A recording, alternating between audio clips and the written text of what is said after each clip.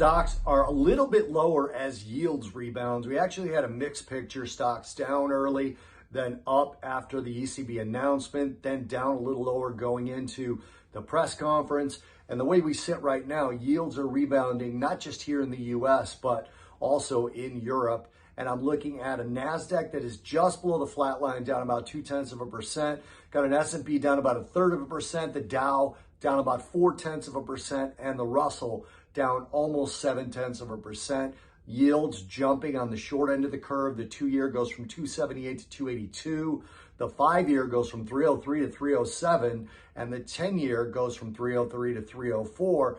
That obviously is showing some yield curve flattening, and the 30-year hasn't moved at all. So across the curve, we see a flattening. The 5s, 10s are inverted by 3 basis points. 2s, 10s still at 22 from 27 yesterday. In terms of that, remember the smaller number is a flatter yield curve, bigger number is a steeper yield curve.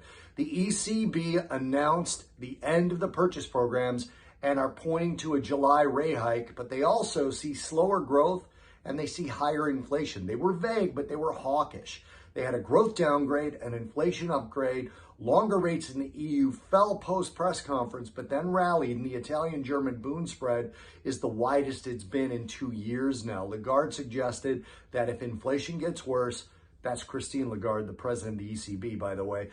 She said if inflation gets worse, which is kind of in their forecast, if they upgraded inflation and lowered growth, they said 50 basis points is possible as a rate hike in September. So they were definitely hawkish. They said they will deliver to the markets to try and fight inflation. Now, looking ahead, Japanese PPI tonight, tomorrow, Canadian employment data. We also have a speech from ECB President Christine Lagarde tomorrow. Could be interesting to watch that.